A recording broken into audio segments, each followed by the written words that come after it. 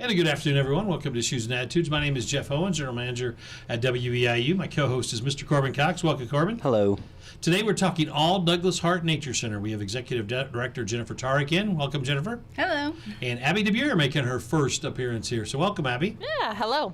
All right, so let's talk a little bit about Douglas Hart Nature Center. For those who have no idea what it's about, give us an overview, then we'll get into some particulars. Yes, so we are actually Douglas Hart Foundation that manages 3 unique properties here in Coles County. Douglas Hart Nature Center is probably the most well-known, most popular, most attended. But we also have 2 other gardens here in Coles County. Friendship Garden, which is just like an urban pocket park on 17th and Lafayette. And then our newest property is the Whiteside Garden, just outside Charleston here. Yeah, and for those who don't know, the Pocket Park is where everyone goes for pictures for every school dance in Mattoon High School. If you know exactly when prom and homecoming are at Mattoon. Whiteside Gardens, since that's kind of the newer baby, hours of operation have changed a little bit, and you've got a certified arboretum and some other programs coming up. So can you talk about those? Yeah, Whiteside was officially certified as an arboretum last year, which is very exciting. And what that means is we're just being more cognizant of labeling plants. So a lot more labels so you can identify plants out there, more educational signage, but also expanding the programs a little bit around that. We're still a botanical garden, so we fit both niches, which is wonderful. The grounds are always open, sunrise, sunset, every day of the year, but the Welcome Center has seasonal hours, so it'll open March 1st and run through October 1st. Every day of the week except for Sunday. Some of the programs we have coming up, we have winter journaling actually today, this afternoon, with one of our partnerships with the Academy of Lifelong Learning. And we have a winter garden walk coming up. Folks attend. And a lot of our preschool camps are now shifting out to Whiteside just because we're so heavy at the Nature Center. We can kind of expand the programming to other properties. Okay, Cool. Do you need to register or pay for any of these programs, or are they free to the community? So some of our programs are free to the public. It just depends on the program, but we do always encourage registration. That way we have enough supplies and materials on hand, and space is limited, especially at Whiteside. Yep. And Abby, as the education director, what kind of things do you do there? So all the programming events that you do, that's pretty much me. I'm the one who kind of plans all those and makes sure I've got my educators that are going to lead it. So that's kind of everything. I say you name it, I do it. And there's a lot of stuff coming up we'll get to. But one thing I know you want to talk about, Jennifer, is this big new thing called the Homestead Conference. I know nothing about it, so just go into some detail about what people can expect and what you're looking for. We have a lot of buzz around Homesteading Conference. Just kind of triggered off one of our monthly events, Live to Learn. A lot of speakers were looking for homesteading ideas, and what a great education director does, Abby, listens to the community about their needs and wants and what programming we can expand to. And she came to me and said, I think we need to do a homesteading conference. And I said, let's do it. So it is coming up it's almost February. It's coming up here in just a few weeks in February, and I'm going to let Abby share more about this awesome event. Now I got a question though. Did she really say let's, or did she say you, Abby? I made sure that it was a we, for sure. Always a we. Yeah, I always want her in my back pocket when I toss out these crazy ideas. If you're just not familiar with homesteading, it's just an idea of living a self-sufficient life, so being able to live off your own land and whatnot. So we know that this is a big movement, which I always just think is really interesting because it's based off of principles that were from a long time ago. And we've seen this transition where people are really wanting to take care of themselves, mentally, physically, emotionally. And homesteading has a lot to do with that. A lot of people say it's great for your mental health, just doing these things, making sourdough bread, and then just taking pride in like these products that you make, and just obviously health-wise, growing your own vegetables, being outside and everything. It's all great for you. And so we definitely feel that's in our wheelhouse. So we created the conference. It's February 16th and 17th. It's each day we have 6 speakers on just any different topics. We have someone talking about chickens, ducks, microgreens. So we have a little bit of everything in there. And so that the cost is $50 if you're a member of the Douglas Hart Nature Center and $60 if you're not. But it includes all the speakers both days, and it includes lunch and snacks. And so it's going to be a really fun time. Does it give people examples of how to do something if they're interested but have like no skills, for lack of a better way to say it? Yeah, so it definitely, the speakers are going to pretty much be speaking from a beginner standpoint. Okay. So trying to help people, and we even have someone who's going to end our conference with talking about, like, okay, you've learned all this stuff. Here's how you can put it into an action plan. That's cool. That's great. That's fantastic. Sorry, I lost my train of thought completely. I want to talk a bit more about the homesteading. I mean, one of the things, it seems like that's becoming more and more prevalent in society because obviously, since COVID and all the other stuff, political-wise and world-wise, has kind of changed people's thinking that they almost need to be like preppers. So does that kind of, is there, I know it's different, but is there some similarities of people that are kind of prepping to be homesteaders as well? I haven't really gone to that side of it, but I do think that people realize they don't want to be reliant on the big food industry to make sure that they have their supplies at home, and it was like a madhouse. I remember COVID times, you go to the shelves and they're like empty and you're like, what is going on? And I think people that was initiative, and I feel like the timeline does work out there where people are like, we need to change our lives. What are your expectations for this? Are you thinking 50 people, 100 people, or do you have any idea yet? Or are they pre-registering? Yeah, so we are going to cap out at about 70 people, and we're about halfway filled already. Wow. So I'm hoping to be around that 50 mark, if hopefully a little bit more. There you go. And how do you pick the speakers? I mean, are they people that you already do stuff via your program, or are they just ones that you kind of reached out to and found? It's a little bit of a mix. I have some very gracious speakers that are returnees, but then I have some people that I didn't even know of, and I just kind of put out a call to presenters, and they came to me. And I was very, very grateful for that, because there's just a whole world out there of people that I don't know. I'm not a homesteader, hope to be someday, but so it was really great that the community just said, hey, yeah, let me speak about this. Do you think this will be an annual event then? We're hoping so. I mean, Yep. It seems like it would be if Yeah. you get that much response already, and it seems like it's one of those things that are out there a lot. Corbin, I don't know if you were here last time. Jennifer was here, but you guys were kind of hit by a mini catastrophe. You had a giant water leak right around the holidays, I believe. Am I right on my timing there? Happened on Christmas Day. There you go. And so, give us an update, what people can see, and how the construction and all the cleanup has gone. Yeah, it was a mess. There was 6 breaks in our water pipes, just to let you imagine waterfalls coming down from our ceilings and our bathrooms and our kitchen.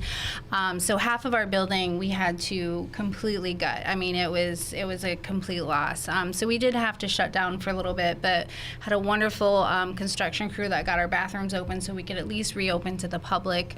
All of us the offices were gone, so we were all crammed in the library together. So if you've been out to the Nature Center, just imagine 8 people crammed into a little library. But we were able to power through, got back into our offices. We are not 100% done, believe it or not. We don't have our staff kitchen back yet, but we're almost there. We're like 90%. Well, that's pretty good during the winter because it's hard to do some of that stuff. Yeah. So we're almost there, but. But did it bring the group kind of tighter though when you think about your staff? I mean, having to go through something like that. Yeah, maybe, or even a little more tension's high. No, I'm just kidding. I mean, luckily that was during summer, so most of the staff are outside with camps are working outside, so it was kind of a blessing in that way. But yeah, I mean, staff did great to just given the circumstances we were given, like we pulled through. So yeah. Now, my number one question: how did the cat handle all of that? I can vividly remember walking in the door. So Dexter is our Nature Center cat, lives out there full time, and I walked in the back door with water literally running out the back door, and he's up on a desk just that horrible cat cry of something's wrong, please come get me out of here. And I immediately grabbed him and took him out to our maintenance building, which is heated. So he had to live out there for a little bit while we got things back together. But he's back inside and he's doing just fine. Yeah, and I will say he definitely made ahead, because now with reconstructing our staff office, we didn't have our countertops, which he likes to perch on, like every cat does. So we put out like a feeler on Facebook for someone to buy him like a cat tower, and he ended up with 2. So he's doing just fine. Dexter, He got an upgrade, is what I'm hearing. he's living his best He's life. a spoiled kitty. He even had, because we're going to bring this back this year, he had special T-shirts made that we launched this fall that were just Dexter Nature Center T-shirts. I survived the flood. We should have put that on there. But we had a lot of requests because it was just for a short time. And people were like, can you bring this back? Yes, we will bring back the Dexter shirts in 2024. So let's be on the lookout for that. How long has Dexter been living at Douglas Hart? Maybe 3-4 years, I want to Yeah, say. that sounds about right. Yeah, he is a rescue kitty. People just love coming to visit him. But yeah, he's a rescue kitty. Yeah. Summer camps are already starting to be thought of in terms of getting prepared and all the stuff that's going to do. And one of the things, I know you want to talk about summer camps, but how important it is for kids and actually all adults to be outside. And so can one of you talk about that? Yeah, I can't stress enough how much you need to be outside. Like the vitamin D, just it does wonderful things for your body, mentally, physically. And Abby has done a great job of promoting all the benefits of summer camps, and that our summer camps, 50% of the kids' time is spent outside when you attend our summer camps.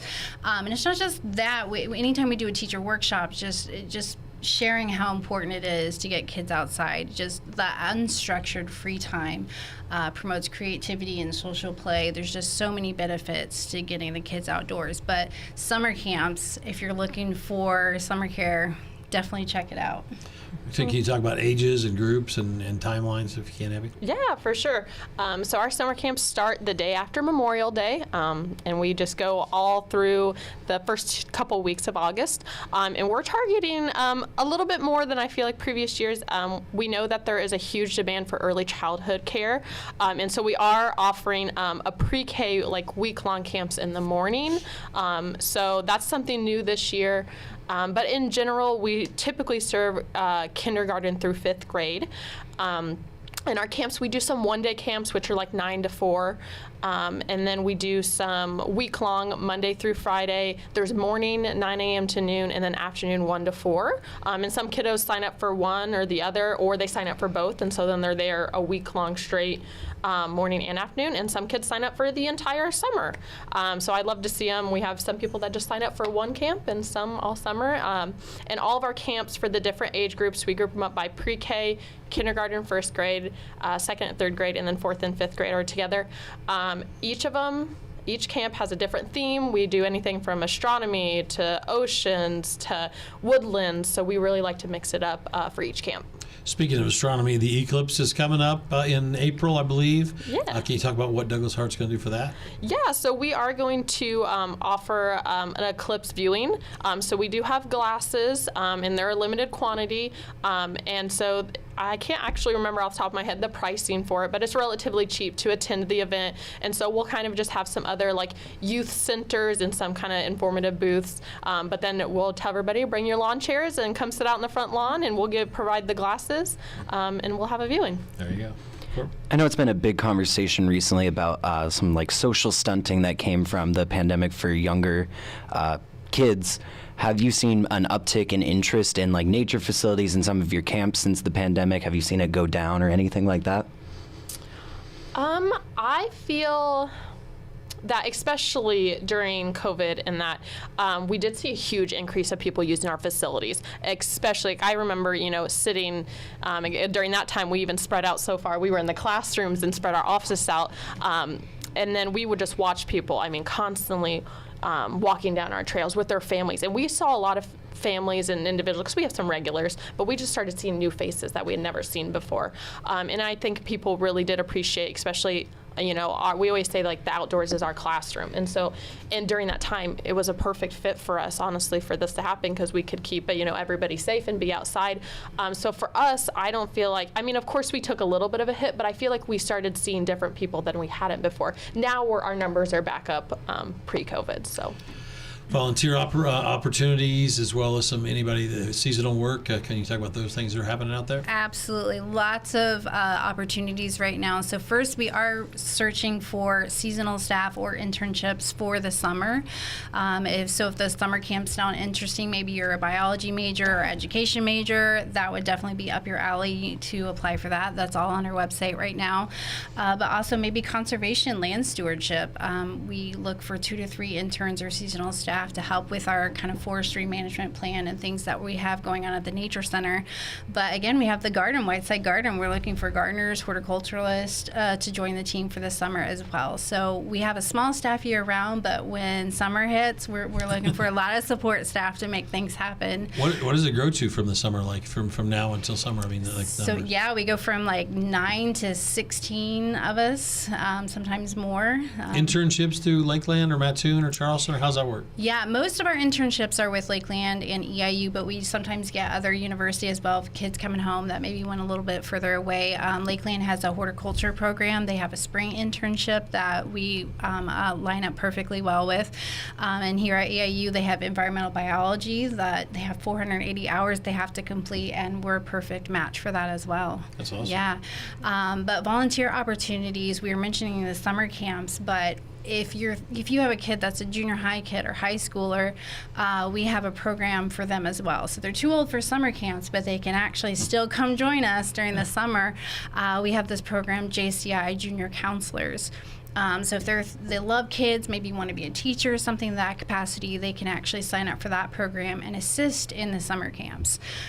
So it's great for kids to put this on their resume, first jobs. Maybe they're too young to get a job. It's a wonderful experience. Many of the kids that have been in that program ask for letters of recommendation, and I encourage them to put this volunteer opportunity on their resume, and many of them do.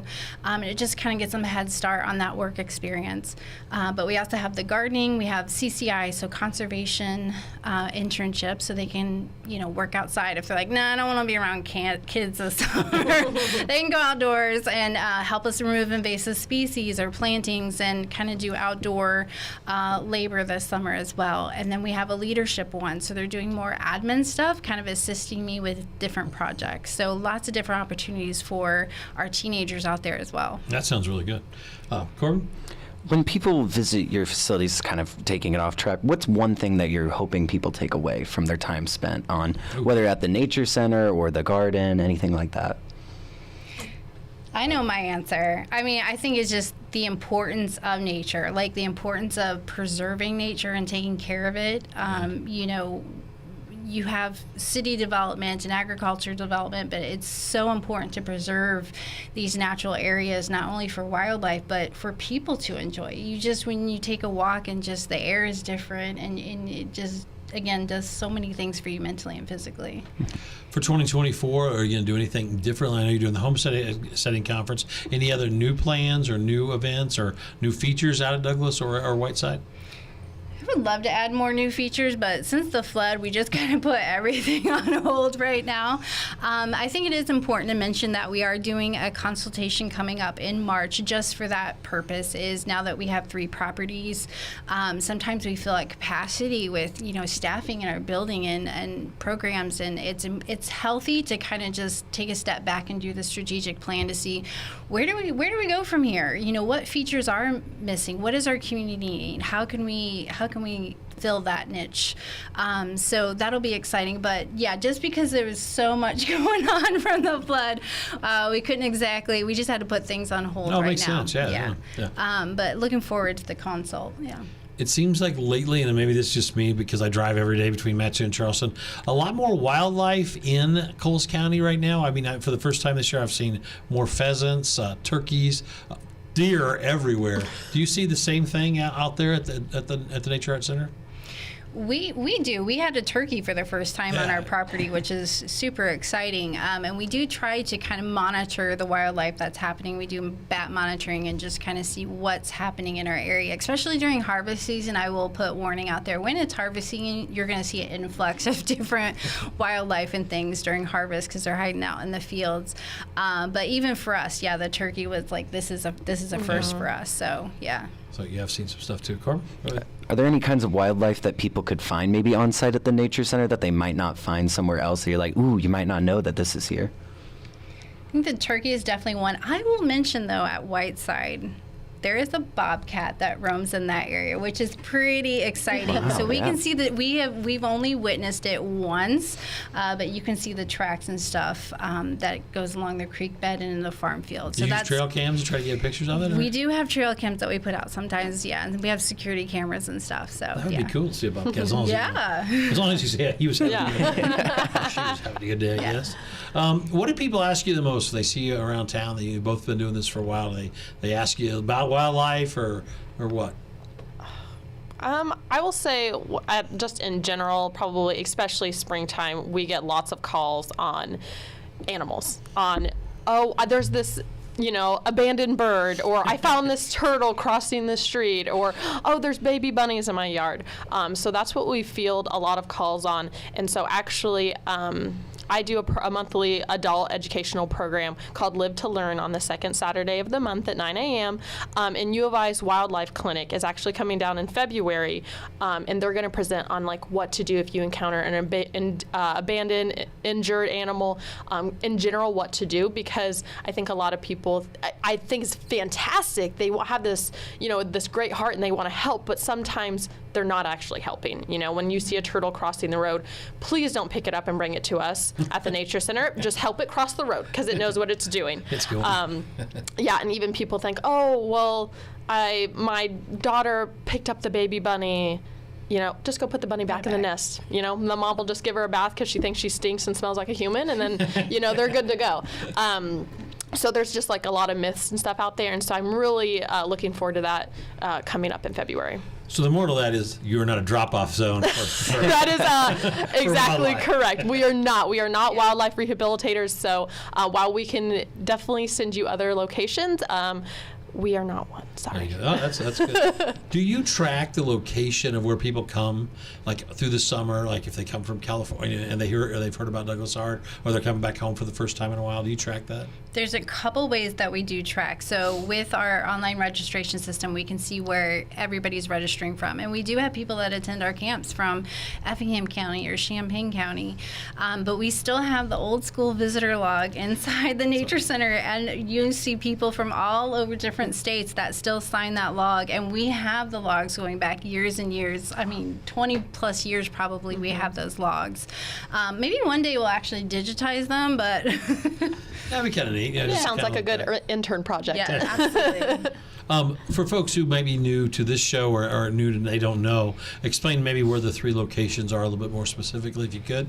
Yeah, so Douglas Hart Nature Center is on DeWitt and Lerna, and Friendship Garden is on 17th and Lafayette in Mattoon, and Whiteside Garden is just about a mile east of the Walmart here in Charleston. Okay. I saw something about a scavenger hunt that you do or are going to do, or is that on your website? On your website's That'd be Easter egg scavenger hunt, It could be, adult yeah. maybe? We've got we have a couple. We have the Chinese New Year's coming up, That's and the so one I we saw. we have some little buttons with the different signs on there, and then we're gonna hide those out on the trail. But then we are doing an adult Easter egg hunt in March. Yeah, seems early. It's getting there. We're almost done with January when we think know. about it. Corbin? What's been your favorite program that you've been able to have at one of your facilities? And then doubleheader, what's one that's like the dream project for you? Ooh, good That's my question. favorite question to ask. Yeah. Oh gosh. Well, I know I got my start as a summer camp counselor. I always just say they hired me on as summer camp counselor and then they just couldn't get rid of me. But so summer camps are near and dear to my heart. I just think it's just like at the essence of what we do. However, I do like our bigger events. Haunted Hike has always been a staple. It's our biggest event that we do.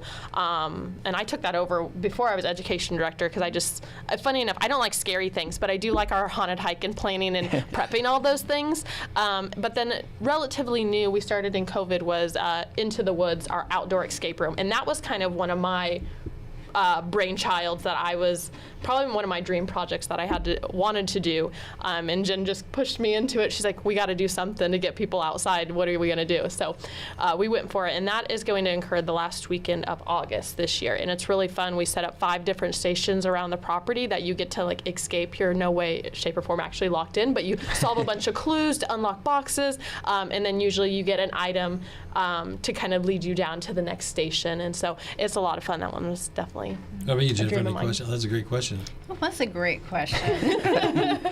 I mean, I love the outdoor escape room because I just love mysteries and problem solving and logic puzzles. So that's actually one of my newer favorite events.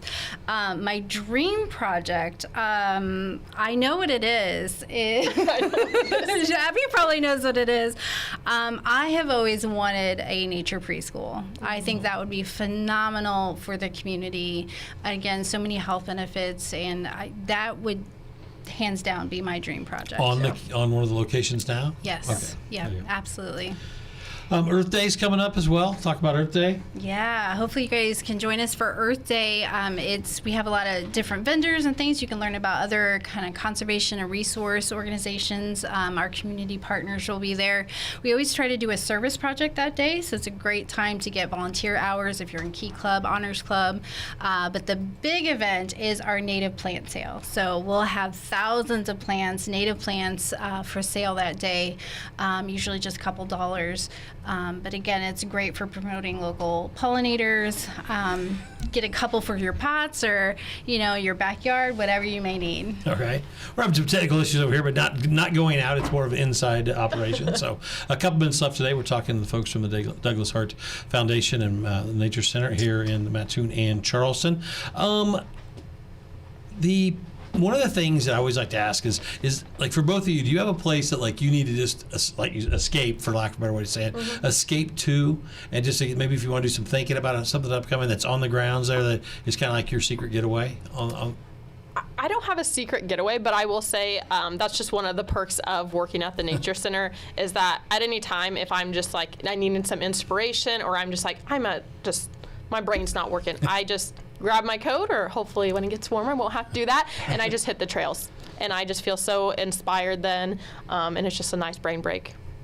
Yeah, I like to sneak over to the Whiteside Garden. I mean, this is a perk, again, of being a staff member, but try to obviously visit all the locations, check in with all the staff. But just there's a wonderful balcony on the Welcome Center, and just having lunch out there, you can see the whole back of the property and the gardens, and it's just so refreshing. That is a sweet spot. They have good jobs, is what I think. Yeah, I'm a little jealous. A minute left. Let's ask some other unrelated questions. Kind of related, I guess. A plant or a flower that you love to watch over the summer grow and blossom? Or bloom, is that the right word? Have anything? That's hard. Cone flowers, like purple cone flower. I mean, purple color. It's kind of pink. Absolutely beautiful. But I will say, mountain mint is my favorite to smell. Like, such a sweet mint smell. Yeah. Well, this one's a spring one. I like the red columbine. I like seeing that come in. The animal that you love to see? There's too many. It's gotta be that one, right? Owls. Anytime, I still get so I excited. know. That's what I was going to say, too. We do have a rare owl, I feel like, come in every once in a while, and it's always nice to see. All right. What would you love to see, like some animal or bird or something that would come? Is there anything that you'd love to see pop up one day? And we're almost out of time.